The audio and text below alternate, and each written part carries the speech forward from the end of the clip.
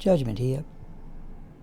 At long last I have installed and configured the OBS background removal tool, and what you're looking at here is the opening screen of D2R.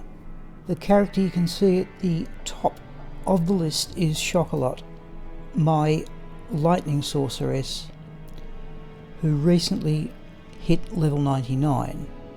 Beneath her you can see other characters that are also in the process of going towards level 99. You can see there Jewelia the Blizzard Hydra sorceress, Sigma the bonemancer, Morbid the summoning necromancer, Ermin the wind druid, and if we keep going down the list we will see some others as well. Nerezza the traps assassin, Merida the bowazon, Smiple the hammerdin, Raxka the lightning javazon.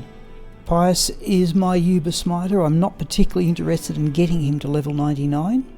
And Twinset the frenzy barbarian. When I was playing unmodified Lord of Destruction, level 96 was as roundabout as far as I would advance my characters. I would pick level 96 because it was a significant level. Most of the items where the stats change per level get a boost at level 96, and significantly it was also the level where dual leech rings often became active.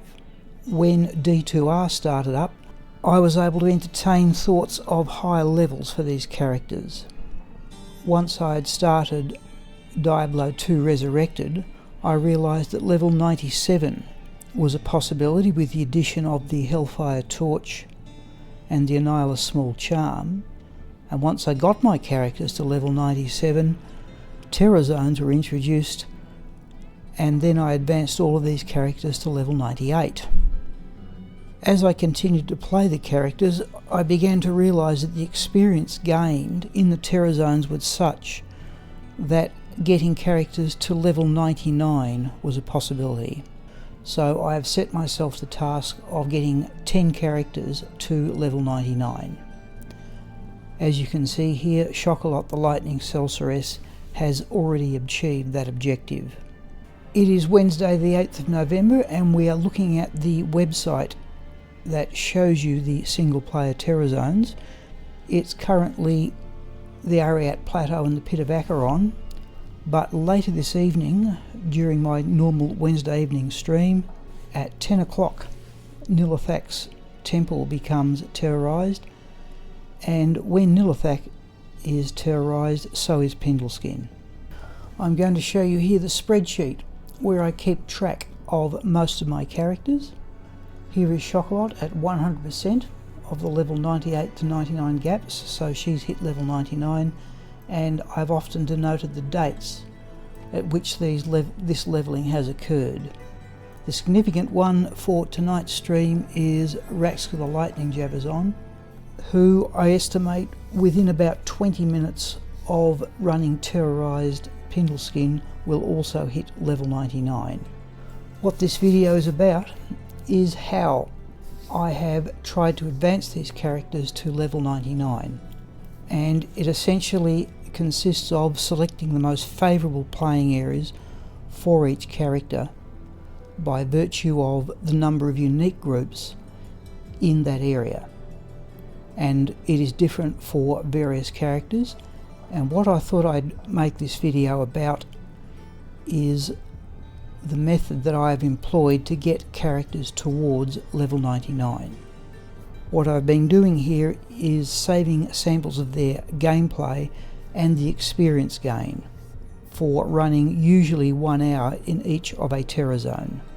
Most of it is done in Players 8 mode because my characters are now powerful enough to handle this, but some of it is in Players 7, and I normally change back from Players 8 to Players 7 when I consider that the probability of high quality drops is not worth the small amount of extra experience.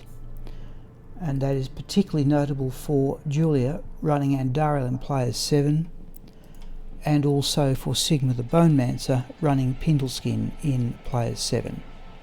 I will briefly summarise the gear that each character has as they currently stand. and I will show you how I've picked out each character to play in a certain terror zone. This can often simply depend on my personal mood or what else I may be doing at the time. If I wish, for example, to play in a fashion that I consider to be relaxed and without requiring adamant concentration, I tend to run Morbid the Summoning Necromancer. If I wish to play with absolute concentration on the game, I tend to run Sigma the Bonemancer.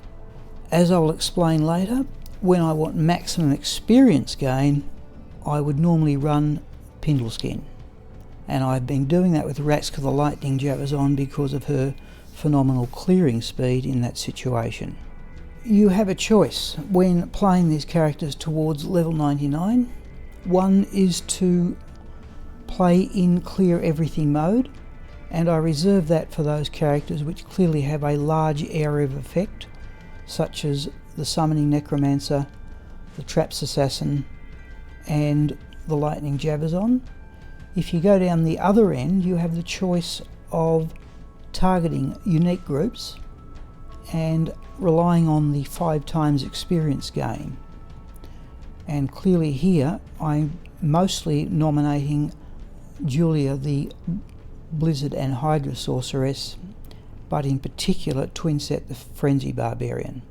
One thing that did surprise me is, having got a character to level 99, I found I wasn't particularly inclined to play that character again, despite the fact that there is now no penalty for death beyond loss of gold, and I could stack up a lot of magic find on Shockalot the Lightning Sorceress. So the rest of this video will be brief gear summaries and explaining the most favourable areas and showing the experience gain for each of the characters I am advancing towards level 99. I will begin here with Shockalot, my lightning sorceress, who has already reached level 99. Her gear consists of Heart of the Oak, Griffin's Eye with a -5/5 facet jewel in it, but that can be replaced with a Harlequin Crest Shaco, a Perfect Mara's Kaleidoscope, 35% Fast Cast Spirit, the best set of Tri-Res boots I've ever found, a Fast Cast Resistant small amount of Magic Fine Ring, a Racted Mesh, a Felicitous Ring of Fortune, Chance Guards up to Vambraces, Enigma, and the charms consist of a Hellfire Torch, the only 2021 I've ever found, Geeds, Lightning Sunder Charm, Lightning Skillers, the lesser of my 2 Annihilus charms, Hit Recovery, Poison, and other small charms combining various attributes. On switch, Call to Arms, and a 34 Fast Cast Spirit. The mercenary has Infinity, Fortitude, and Andariel's Visage in it, with an attack speed fire resistance dual. Her stats look like this. Her advanced stats look like this. So 270 magic find, but we can replace various pieces of equipment to try and up the magic find and slow the clear speed.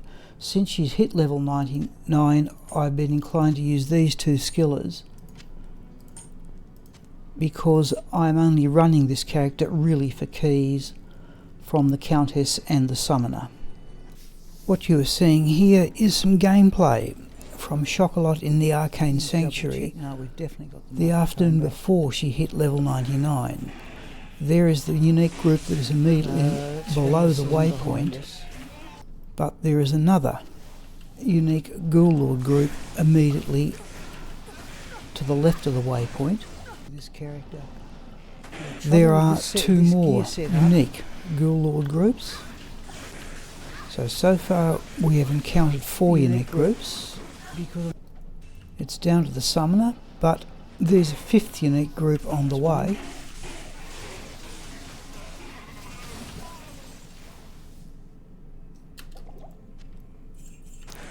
And immediately below the Summoner there is a champion group. Back to the Arcane Sanctuary waypoint. When I've got, battle orders.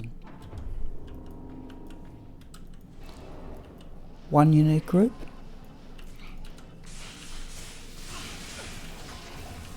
A second unique group.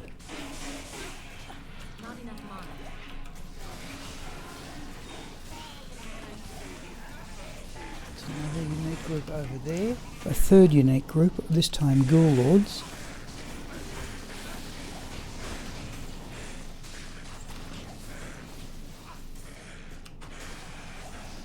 Oh, there's another, so I missed that one. And on this occasion I missed a fourth unique group because of the teleporting speed. Onto the summoner. There is another champion group beneath him.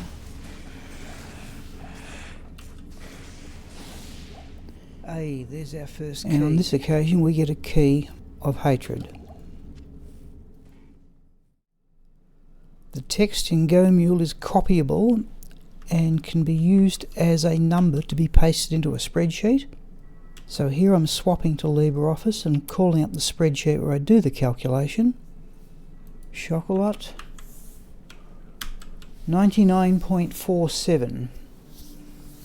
So barring deaths we should easily get 0.53. So even then she's gained 3.4% in that 1 hour in the Arcane Sanctuary. Here is the actual piece of gameplay where Shockalot hits level 99 in the evening stream of the same day. Here we go, people. On the 5th run it was. Let's have a look at the first of the characters who have not yet reached level 99, and this one is Ermin the Wind Druid. On his main set of weapons, his stats and advanced stats look like this.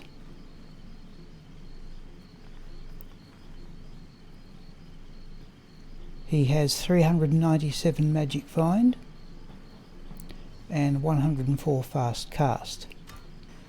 His gear consists of the following: Heart of the Oak, Jalal's Mane with a perfect topaz, a 34 fast cast spirit, War Travellers, Arachnid Mesh, Chance Guards up to Vambraces, Enigma, and the jewellery is that scintillating ring of fortune, a 30% nasal ring, and a 2 to druid skills 10 fast cast amulet. Hellfire Torch, the better of my 2 Annihilus small charms, and various other small charms that mostly emphasise magic find, but there is an elemental skill with hit recovery and a Geeds. This is a character where I do carry a physical Sunder charm, which I use on occasions. The mercenary has the best of my 3 Ethereal Reaper's tolls. I found this one recently: Treachery and a Great Hauberk, and Gwillem's Face with an attack speed jewel in it. I'm going to show you what are his 2 best areas, and one of them was something of a surprise. If we go out here and cast battle orders, you'll notice he has a touch under 5,000 life. And the areas where I've found unique groups in some concentration are the Disused Fane and the Ruined Temple, where Serena the Battle Maid always generates. His other good area is the Far Oasis. Now I've just shown you those 2 areas in non-terrorised versions, but I'll show you some gameplay and the experience game when these areas are both terrorised.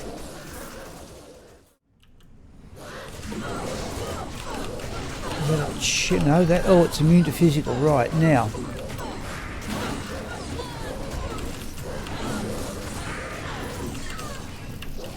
we will actually, don't know, that pick that up. Okay, let's do that. Right, so it's no longer immune to physical. The Reaper, yeah, that's going to work well.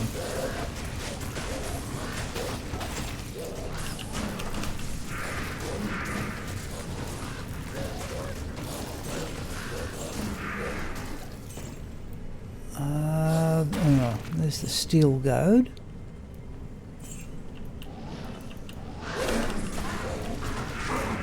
I wonder should we leave the sun to charm in permanently.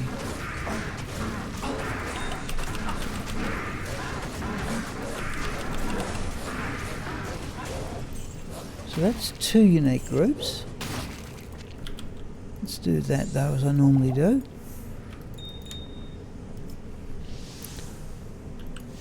We need an extra wolf, we need our ravens.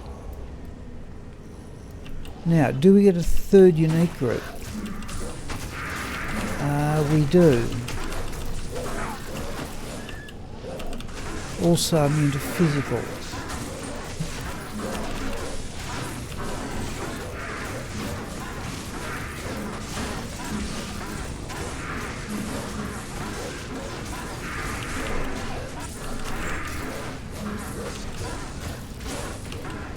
I think on very rare occasions you can get 4 in these areas.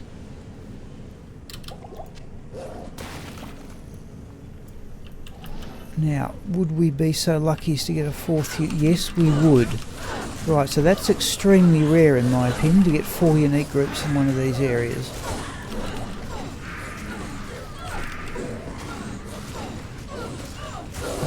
Don't think I'm contributing much there.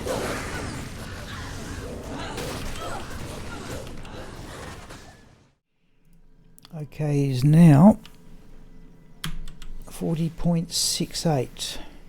So didn't quite get 2%, but I'm certainly happy to be past 40. Here is Ermin playing in his other favourable area, the Far Oasis. And what you'll notice here is that the super unique beetle burst is right next to the waypoint.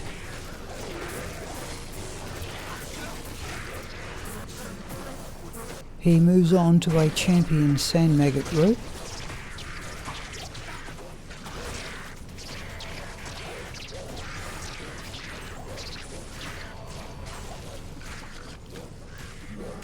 And then there is a unique sand maggot group below that.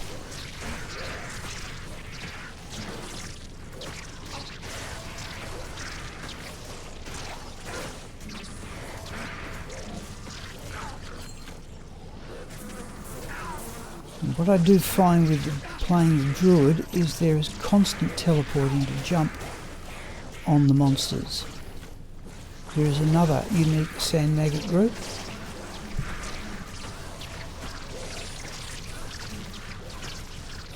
And you can see one of them's teleported. So he teleports back. And this one does in fact turn out to be a double unique group.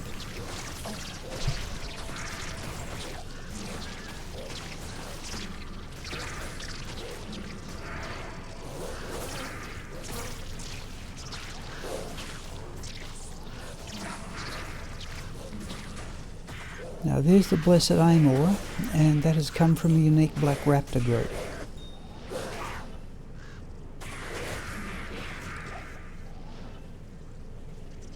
Still mopping up the minions.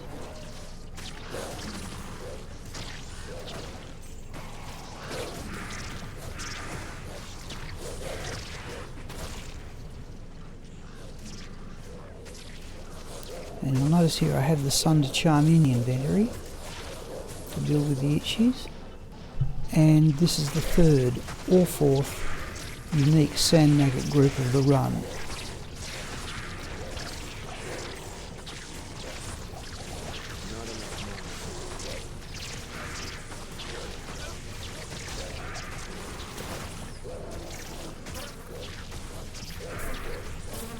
And there are some itchies which we are carrying the Sun to Charm for, but I have to say it doesn't really seem to make a great deal of difference for them. And we found the Demon's Arch Balrog Spear. We are now going to calculate Ermin's experience gain for 1 hour in the Far Oasis. He started at 46.51 and finished at 40.02, which is a gain of 2.51% in 1 hour, which means he would go from level 98 to 99 in about 40 hours of such play. The next character is Jewelia, my Blizzard and Hydra sorceress. This is a character I played through the game starting in D2R, and her gear as it currently stands is as follows. A full 30% damage Death Fathom, into which I have added a -5/5 cold jewel. Note the resistances there, please. Harlequin crest with an ist in it. The traditional 3-piece towels setup. Unfortunately, I forgot to socket one of my higher defense value armors. This one has a perfect topaz in it, 35% fast cast spirit, 50 war travellers, a ring that has both fast cast and extra fire resistance, and at this stage she has a Nature's Peace ring, Travincal gloves for cast rate and cold resistance. The charms consist of a Geeds, a 2019 sorceress torch, and keep in mind that Shockalot the lightning sorceress has a 2020, the better of my 2 Annihilus small charms, and other charms that emphasise both resistance and magic find, 3 cold skills charms, 1 with hit recovery, and a perfect sunder charm. I replaced that Nature's Peace ring on many occasions with a full 30 magic find Nagel ring. Also in the stash I have an Oculus, which I rarely ever use, but unfortunately in some respects I found another 30 cold skill damage Death Fathom, and this one with near perfect resistances, and I'm still a bit puzzled about what to do with that. The mercenary has Infinity, Fortitude and Andariel's Visage. Her stats are these. Her advanced stats are these, and you can see they're 381 magic find, but she has the Nature's Peace on. That will go up another 30. 105 fast cast. The additional resistance charms in the stash probably aren't necessary. I could put straight magic find charms there, I think. It looks as if I've just brought this character in with her current gear before Sunder charms became available and continued to play her with the same gear. Jewelia's first area is Rasha's tombs, and what I'm inclined to do here is equip Jewelia with the Nature's Peace ring, because the tombs will contain a large number of haradrums that will revive undead monsters. I try and clear all 7 tombs, but I tend to concentrate on the smaller tombs because I think they have a higher concentration of unique groups. Jewelia has just cleared the first tomb, and here she's going into the second tomb, and down to the bottom right of this tomb is Andariel's area. She teleports down to Andariel and stops to defeat any unique groups along the way. In this case, it's a unique Gorebelly group. She is running in Players 8 mode for this.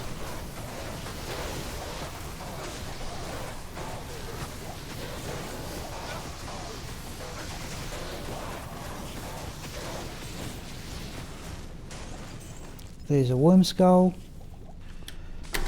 and then it's interface Andariel himself.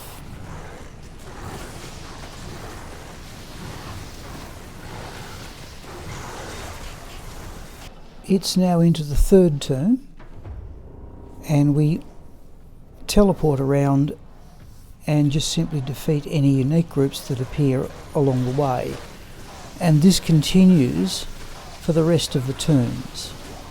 One other super unique that does appear in these tombs is Ancient Car the Soulless. And you can see here from the map that his tomb is the second biggest. Having cleared all 7 of the tombs, with the exception of the rest of Juriel's tomb, Jewelia then returns to Juriel's tomb to find any other unique groups that exist in that area. And here is a unique Ghoul Lord group. Here is a unique Gorebelly group.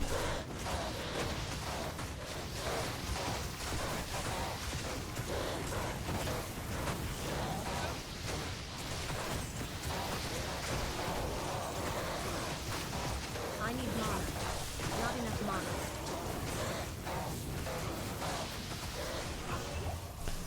And this particular group drops the Skull Desire Russet Armour. Unfortunately, I have enough ethereal versions of these to put this one down, though I still think it's an excellent magic find piece of armour. And finally, on this branch of Juriel's tomb, there is a third unique group, this time being a Haradrim and some Burning Dead. Here is a typical experience game for an hour in Talrash's tombs. She has gone from 75.78 to 77.93, a gain of 2.15%. Jewelia's other preferred area is Terrorized Andariel, and here we run in Players 7 mode to prioritise magic find over experience gain. We use both blizzards and hydras, and the idea is, if possible, is to isolate Andariel so the hydras can take advantage of her relatively weak firing resistance. And I'm still using a Nature's Peace ring to eliminate the small carvers and not have them revived by the shamans. And I've picked out this run here from December of 2023, where the drop included a Stone of Jordan. Here is the experience gain for 1 hour against Terrorized Andariel. It has moved from 91.71 up to 93.12, a gain of 1.41%. It's not as much as running Talrash's tombs, but remember, we are running in Players 7 mode instead of Players 8, and prioritising magic find. This is Merida the bowazon. Her gear: Faith in a Grand Matron bow. Unfortunately, only rolled +1 to skills, but I did get the full level 15 fanaticism aura. Kira's Guardian with an attack speed dual, a little bit of minimum damage. I normally use a Cat's Eye, 50 magic find war travellers, a dual leech ring, and I played this character up to level 96 just to use that ring. Goldrap with its magic find attack speed, one of the best Nagel rings I've ever found, and there is some additional life leech on those 220 crafted Amazon gloves, and the rune word Fortitude. Charms: 1819 Amazon torch, the better of my 2 Annihilus charms, a Geeds, 2 skill charms, and the rest are max damage run walk magic find charms. On switch battle orders, the mercenary has the second best of my 3 ethereal reaper's tolls, treachery in an Archon plate, and a full 20% physical damage reduction vampire gaze, also with full 8% lifesteal. Her stats are this, and her advanced stats are here.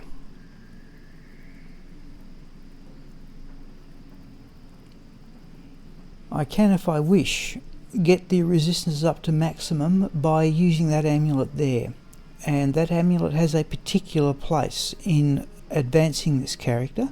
Note again the teleport charges that I like to find on crafted amulets.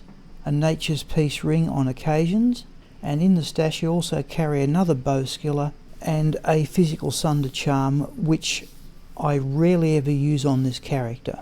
I have been able to maximise 5 skills on this character, 1 point into each of those, but I've been able to maximise magic arrow, cold arrow, freezing arrow, strafe and guided arrow. And maximising magic arrow means the physical sunder charm is less necessary than it would otherwise be, but there are still places where it's appropriate. Merida is often a character I run in areas when I can't think of any better character to run and I just particularly want to play the game. We're coming up here to a group where the unique monster is both stone skin and immune to physical, and you can see here that the mercenary has cast the Decrepify curse.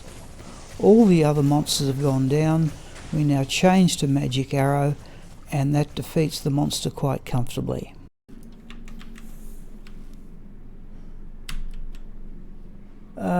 Gained about, what was that? That's at 1.63%.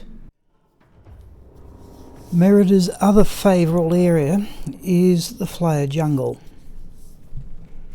We start at the waypoint, and the monster density in this area is quite high. We are, as usual, looking for uniques and champion groups. The primary skill here is strafe, and there is a champion group. Here is a unique group. The mercenary is often well behind, but the knockback gloves here are a considerable advantage. And now we go into Lower Karast. And she has the advantage here of an ideal map. She has 2 campfires quite close to the waypoint.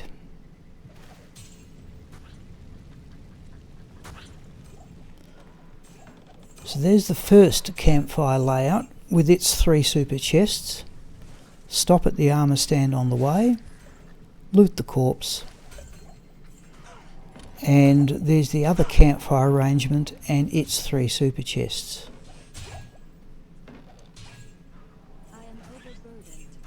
I am overburdened. A Tholrune makes a safety amulet. Unfortunately, we usually have to stop and kill some unterrorised monsters along the way. But the big advantage is that whenever the Flayer jungle is terrorised, so is Stormtree. So she has a map with an ideal layout to run both Lower Karast and a terrorised Stormtree.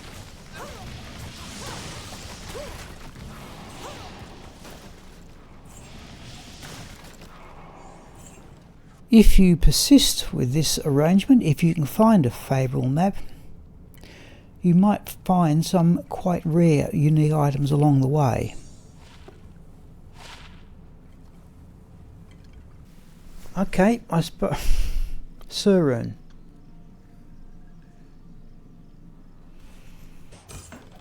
And you might find some high runes as well.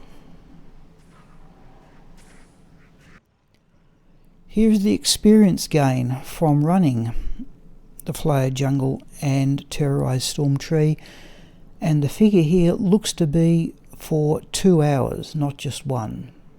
So 45.99 up to 48.55 is an experience gain of 2.56%. Morbid the Summoning Necromancer is next. His gear consists currently of a Heart of the Oak flail, Harlequin crest with a perfect topaz in it, homunculus with an rune in it, that crafted 2 necromancer skills, 18 magic find, 10 fast cast matters to some extent on this character, 30% Nagel ring, arachnid mesh, a ring which I think I put on just for the resistances and magic find, chance guards up to Vambraces, Enigma.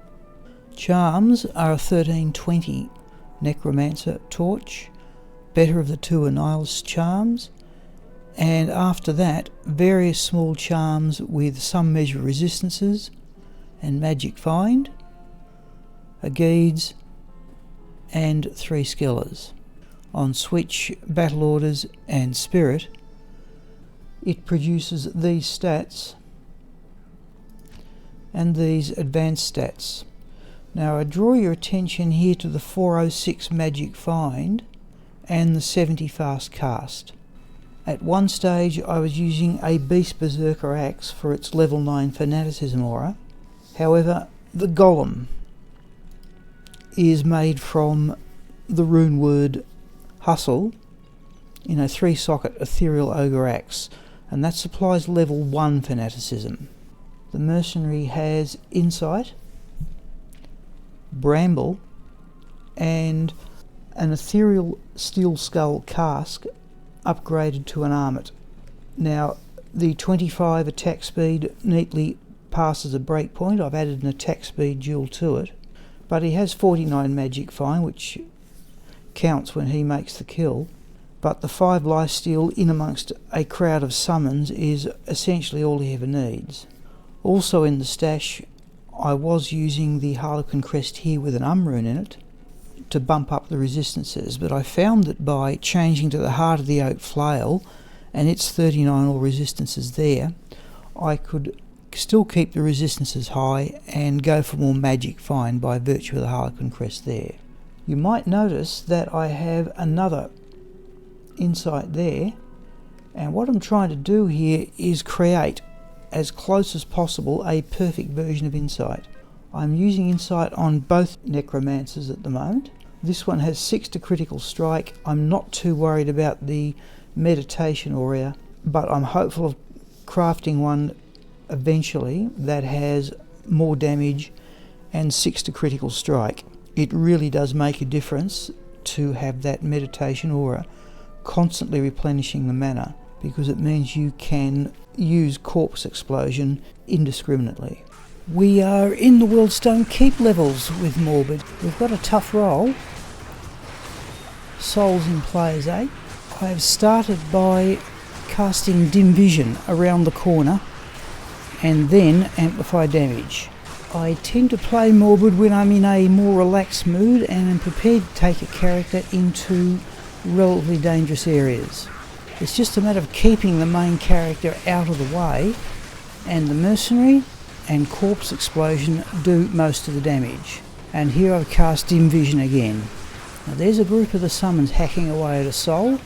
The clearing speed's not all that great, but it is a reasonably easy character to play.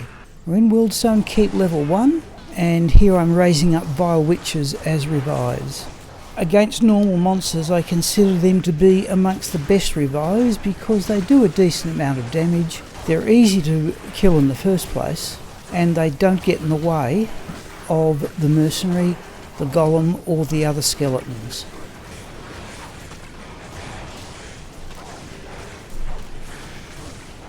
Now here we've come across a physical immune monster, and we are going to do the same trick I've done with other characters. We go and get a Sunder Charm.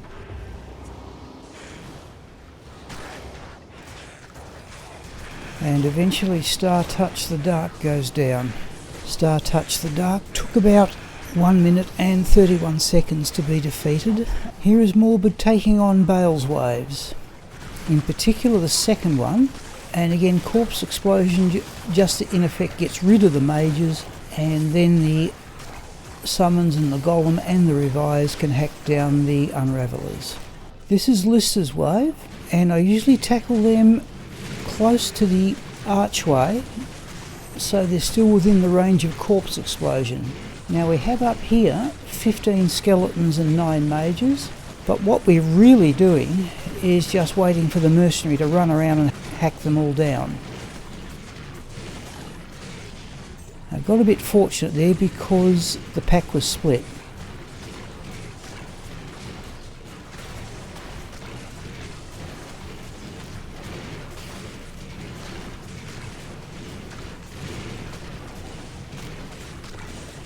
You'll notice that none of the skeletons or mages have gone down.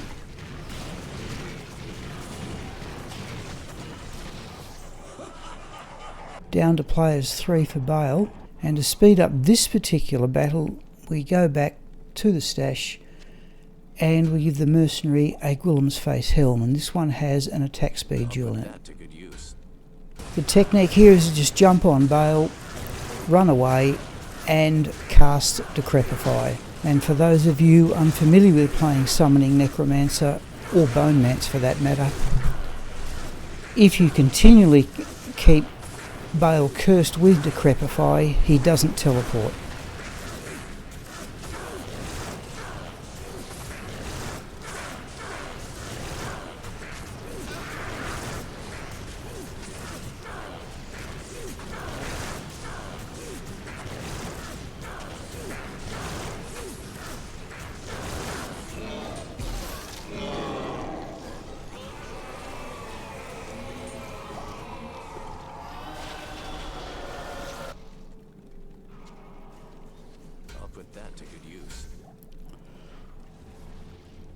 So we've raised our skeletons and mages and we are ready to start the next run. So here's the experience gain from an hour in the Worldstone keep levels. We started at 40.61 and we've gone up to 42.74, a gain of 2.13%. I will start Nerezza the Traps Assassin's gear and intro with a slightly odd bug that I noticed. She is wearing a Rasha armour, into which I have placed a perfect topaz, and you'll notice that has changed the armour from its traditional purple colour to that golden appearance, which I have to say I much prefer.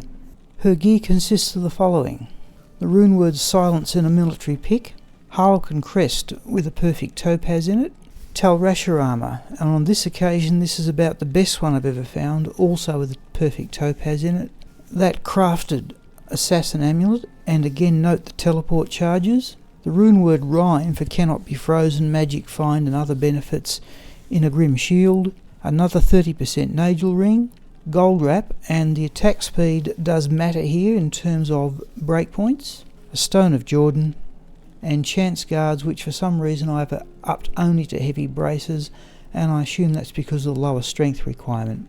The oddity of the boots: 30 run walk, 25 magic find, a pair of caster boots that I made many years ago and hung on to, thinking that one day I might use them. On switch battle orders, and a Sanctuary runeword tower shield, a 2016 Hellfire torch, the better of the two Annihilus with its 9% experience gain, various other charms, run walk, resistances, magic find, a Geeds,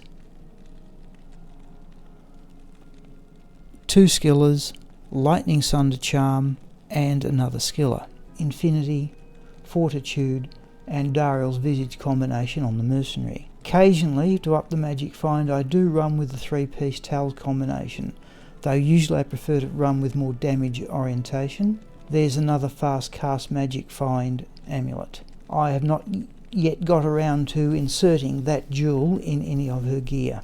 Her stats are this. Her advanced stats are these. Note the 431 magic find, that can go up even further with the triple Tal's arrangement. I'm going to show you here Nerezza's favourite area. It's the Frigid Highlands. I do not go down to kill Shenk because the monsters surrounding him are not minions. There are 2 super unique groups here, and the first one is Eldritch the Rectifier. Here's our second unique, Oozehorn.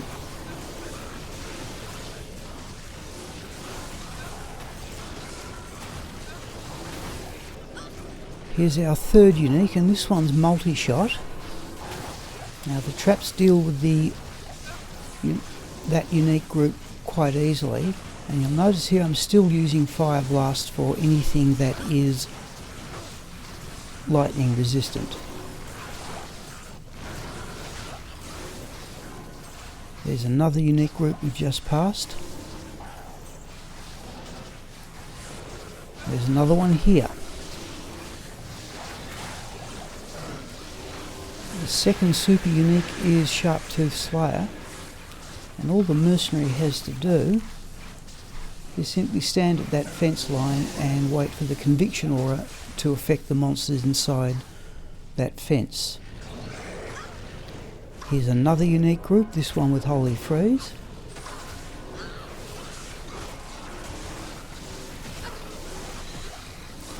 And this one drops 3 full rejuvenation potions. And here's our last unique of the run. Now this particular run featured a large number of unique groups. It wasn't normally this productive in terms of experience. Here's the experience gain for that particular hour. She started at 34.40% and finished at 37.44%, a gain of 3.04%. Here are 2 more typical experience gains, one from 40.7 to 43.3, a gain of 2.60, and here is another one from 51.43 to 54.26, a gain of 2.83%. And the point here is that Nerezza, despite only playing in really that one area, gains experience quite quickly. This is Raxka, the Lightning Javazon, a character I started in LOD. As I make this video, she has hit level 99, and I'll show you some footage related to that a bit later. Her gear consists of, at this moment, ethereal titans, though there are a non-ethereal pair in the stash, Harlequin crest with a lightning facet jewel in it, Amazon fast run walk dual leech amulet, only +1 to skills here, but the teleport charges are important, the Runewood Sanctuary in a Hyperion, Calking boots, which somebody suggested to me back in LOD and I'm still using them, dual leech ring, Goldrap battle belt, Ravenfrost ring, which is the source of cannot be frozen, that's close to the best Ravenfrost I've ever found, some 220 Magic Find javelin gloves, rares, and Chains of Honour. And between Chains of Honour and the Sanctuary Runewood, you're almost at full resistance without any additional gear. On switch, Call to Arms, Lidless Wall. 1818 Amazon Torch, 9% experience Annihilus. The charms are mostly Magic Find,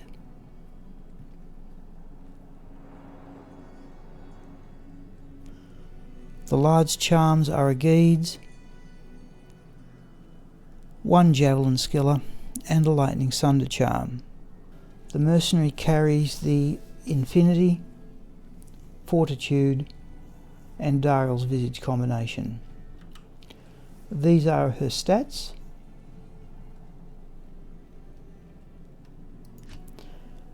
And these are her advanced stats. The 332 Magic Find I have been quite happy to use in place of additional lightning damage due to the Sunder charm, and her clearing speed, as is usual with the Lightning Javazon, is quite phenomenal in the right areas. Where are the right areas? I tried cows, but that didn't offer too much experience. I realised that whenever Nilithak is terrorised, so is Pindleskin. So what I would typically do is run a character to collect key sets from Nilithak, and once I'd got 3 from Nilithak, I would then swap to Pindleskin. However, I realised that the experience gain against Pindleskin was so large that I eventually started to prefer running a terrorised Pindleskin to a terrorised Nilithak. I have a macro program to start and reload the runs, and she swaps between ethereal and non-ethereal titans.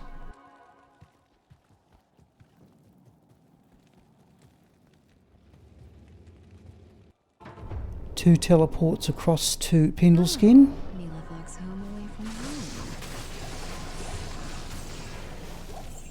And one expense in running this character is replenishing the charges on the amulet. You might notice I do not use battle orders here. It was just simply a waste of time, and she could clear the area with reasonable safety. I spent an hour by mistake running Pindleskin without being terrorised, and you can see here the experience gain changes from 63.87 to 64.00, a gain of only 0.13 of 1%. Here's the experience gain for the hour of sample gameplay that you just saw. Now the experience runs from 51.67 up to 55.83, a gain of 4.16%, and that was a fairly typical experience gain for an hour of terrorised Pindleskin. And here is Raxka reaching level 99. And there it is. We are in Act 5 with Sigma the Bonemancer, a character I originally established in 2003. His gear consists of a Heart of the Oak flail, a 220 necromancer fast cast helm into which I have inserted an ist rune, a 220 fast cast element, and those two gear pieces there would be extremely hard to find. This I think is the very first homunculus I ever found. I've added an rune to it, 48 war travellers, a very old rare ring, 10 fast cast resistances, a magic find, arachnid mesh, a magic find ring, mage fists for their increase to fire skills and cast rate, keeping in mind that corpse explosion does count as a fire skill, enigma. On switch, call to arms, the lesser of the two that I have, and I'm still using here a Moses Blessed Circle. The lesser Battle Order's Crystal Sword goes with the lesser of my two Annihilus Small Charms, a 2019 Necromancer Torch. The small charms are Magic Find, and the large charms are a Geeds, a Poison and Bone Skiller, and another Poison and Bone Skiller. The mercenary has an Insight Great Poleaxe, an ethereal version with the rune word Insight, Fortitude in an ethereal Scarab Husk, and that looks as if it's been bought in from LOD, judging from the defence figure, and a perfect and Andariel's Visage, unfortunately not ethereal. In the stash, I carry a magic Sunder Charm, though I have no use for that whatsoever, a physical Sunder Charm that I use on occasions because it helps the mercenary, a Gwillem's Face for the mercenary to knock down end of act monsters, and yet again, as with my other necromancer, numerous attempts at the rune word Insight. His stats look like this, and at least here we're not too far above maximum resistances, and advanced stats look like this: 333 magic find, and note the 130 fast cast to get past the 125 breakpoint. I was able to find a 4-socket ethereal cryptic axe and make a superior version of Insight. Oh, superb. Level 16 meditation aura, that is full 260 full damage. We've got full critical strike, and okay, no, that's probably the best one I've ever done. The cryptic axe, along with the addition of an attack speed jewel in the Andariel's Visage, gave him the same attack frames but more damage. Here are some runs against Pindleskin in Players 8 mode. I cast Bone Armour immediately before and Battle Orders immediately after. 2 teleports, Dim Vision, Bone Wall in front, Bone Wall behind, and we now try and pick out Pindleskin if we can with Bone Spirit. Now that's an unusual occurrence, so we're just relying on the mercenary to knock the others down. We teleport him to the entrance and he can reach through the bone wall, and normally the monsters can't hit him. We cast Amplify Damage and detonate all around to get rid of the other monsters. So here we're using Bone Spear instead of Bone Spirit, but we're same process. We cast Amplify Damage to enhance Corpse Explosion. The monsters go down with amplified damage and corpse explosion. I don't know if it's efficient use of our time to kill the monsters outside Nilithak's temple, given that they are not minions, but I continued to do it because they were there.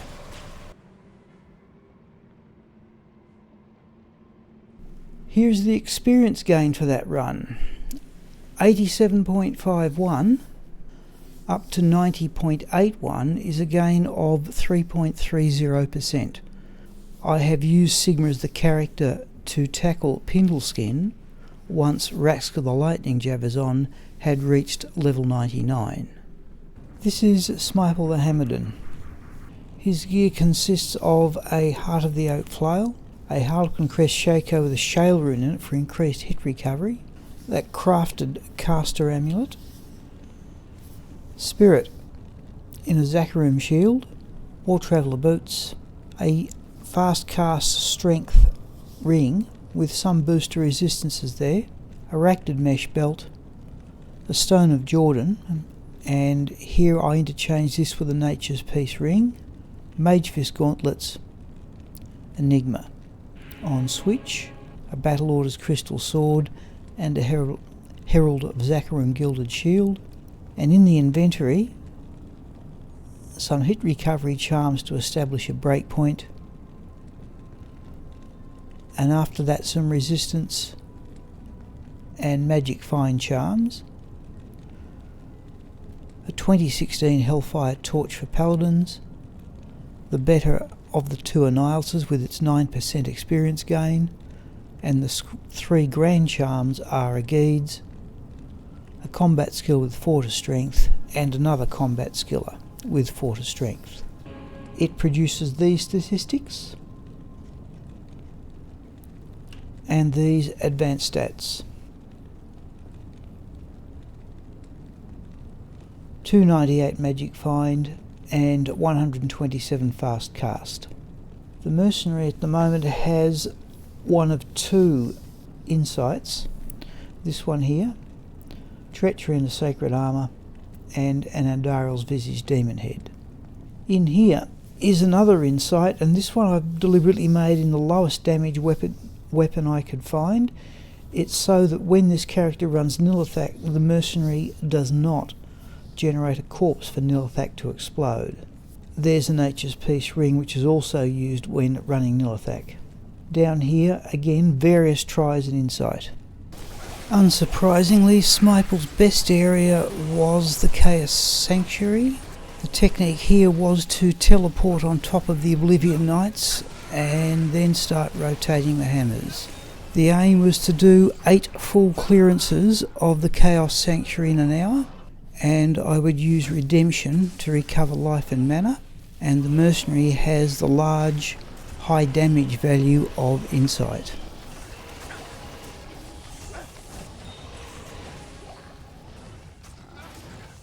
Here is the experience gain for an hour of the play you just saw. He starts at 82.77% of the gap and finishes at 86.26, a gain of 3.49%. I also ran Smiple in the Arcane Sanctuary after I stopped using Shockalot the Lightning Sorceress, and it's a similar technique. You simply pick out the unique groups. The Spectres are annoying because of their mana burn, but you can use Redemption to cover that, and you would then move on to the Summoner after you'd killed any unique or champion groups along the way. The Arcane Sanctuary, in my opinion, does have quite high monster density.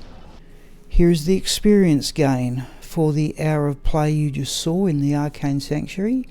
He starts at 47.36 and finishes at 50.84, a gain of 3.48%.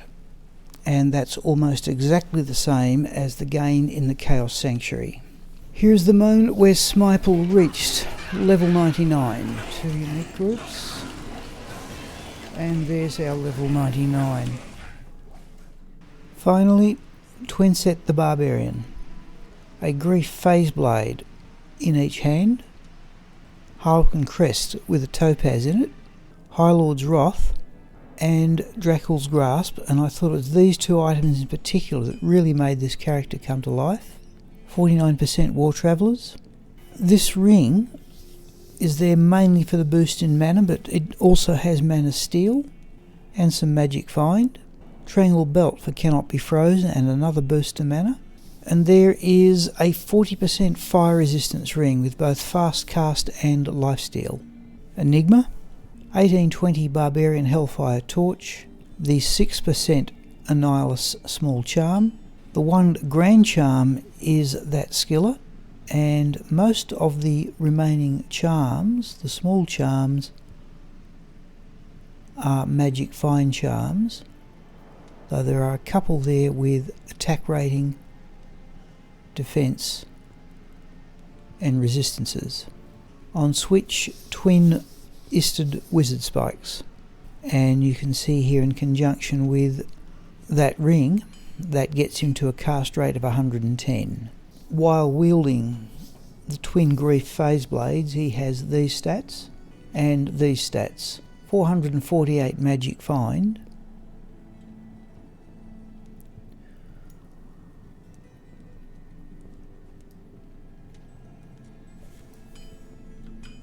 and there's the 110 fast cast while using the dual wizard spikes.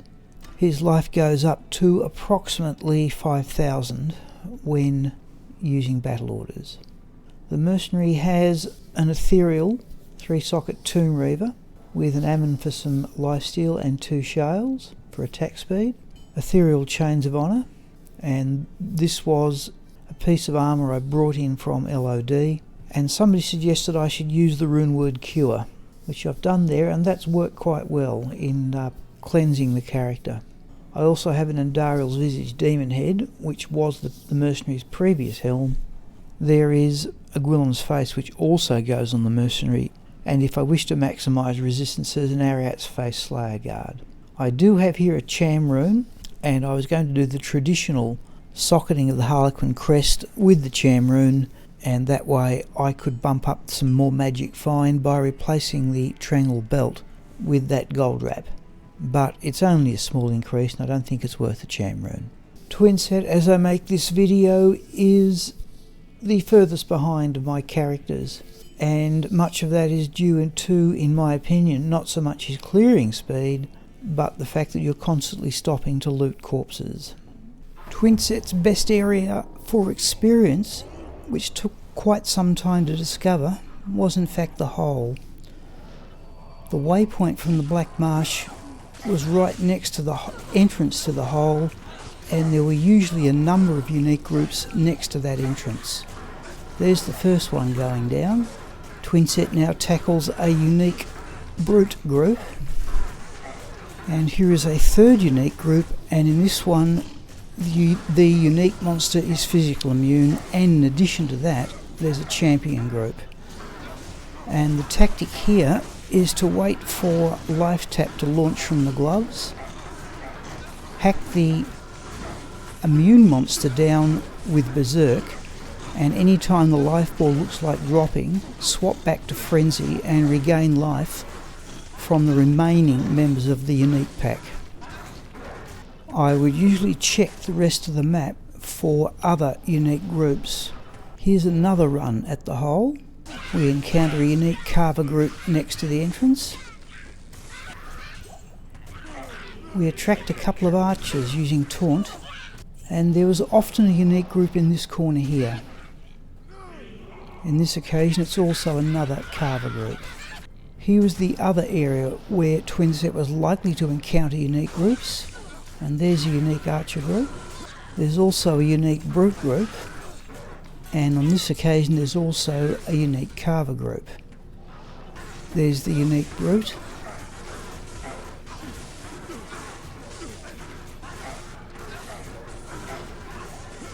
And there's the last of the champion archer group. We found a Sunder Charm, which is of no value. And on this occasion, Twinset loots a Rainbow Facet Jewel. Not a particularly good one. At this stage, I did not usually go on down to the whole level 2. I just didn't think it was efficient use of the time to go that extra distance. I should mention the traditional barbarian area of Travincal. I've never got much out of Travincal, but there's a Surun. I would run this area in Players 5 instead of Players 8, because despite Twinset's undoubtedly good gear, Players 8 could be difficult. You could also loot some of the corpses. Oh, geez. Okay, we've just looted a Surun. You could also play in other areas to some benefit. I'm not certain anything exceptional has dropped that, but there's a Jarun. This is Players 8 in the cave level 1. Geez, that took me a moment to focus on what that was. Okay, Jarun it is. It's time to finish what is arguably the longest off-stream video I've ever done. We're going to go into LibreOffice and show you where the characters are currently up to, and that includes some changes since I started making this video. Ermin the Wind Druid has now reached level 99. The first 3 were light, there we go. Ermin is now a level 99 druid. So has Jewelia, the Blizzard Hydra sorceress. Here it is. Merida is a little bit past 90% of that gap. Morbid the Summoning Necromancer looks like being the next character to hit level 99. He's a bit short of 96% of the level 98-99 gap. Nerezza the Traps Assassin is furthest behind, but I don't play her all that often, and with her clearing speed she should have little trouble getting to level 99 sometime in the future. Raxka the Lightning Javazon is at level 99. Shockalot the Lightning Sorceress is at level 99. Sigma the Bonemancer, my oldest character at about 20 years of age, is now level 99, and I was particularly pleased to get there with that character.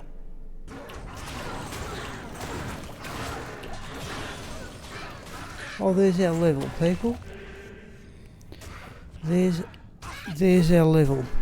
Smiple the hammerdin is now level 99, and it opened up a discussion in my own mind as to what I should do with characters once they've hit level 99.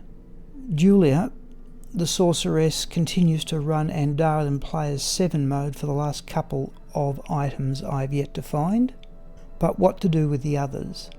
Here is Pious the Smiter at level 96, and in this case the solution was a little bit more obvious. Pious the Smiter is at level 96, Smiple the hammerdin is at level 99, so what I have done is reverse the 2 paladins. Smiple the hammerdin is now Smiple the Smiter, and he is currently running Uber Tristram with a low strength build, and I'll make a video about that later on. Pious the Smiter will become Pious the hammerdin and move towards level 99. Twinset the Barbarian is probably the slowest of the characters to move towards level 99, but arguably the safest. He does have the advantage of the Find Item command, and in conjunction with his normal large level of magic find, you have the additional interest of finding rare and unique items as he moves towards level 99. The last character whom I will probably move towards level 99 will be Elki the Martial Arts Assassin. I played her through the game as a solo self-found character. She currently has the Natalia set, but as she was getting towards the end of the game, the Mosaic Runewood was introduced. I have been setting aside suitable claws, and this character should eventually play as a twin Mosaic martial arts assassin. And this seems to be one of the most powerful builds in the game, and in a suitable area like the Chaos Sanctuary, she should also move rapidly towards level 99. If your characters are powerful enough to handle Players 8, you can typically rely on getting about 2% per hour playing towards level 99 from level 98, and level 98 to level 99 should take about 50 hours. That's how I am advancing my single player characters towards level 99. Most of them have extremely good gear, and if you are a single player who wishes to advance your characters to level 99, you don't have to set yourself the objective I have of advancing 10 characters towards level 99. You might just have one high level character, and if you don't have premium gear, you can always drop the player number and simply play that character only if that ambition appeals to you. Getting characters to level 99 in previous versions of Diablo 2 was an immense task, and one I simply could not imagine taking on myself. However, the advent of Terror Zones and their higher experience has made achieving level 99 an objective that, while it takes some time, at least can be done. My compliments to the people who thought of the idea of Terror Zones, as it added considerable variety to an already varied and interesting game.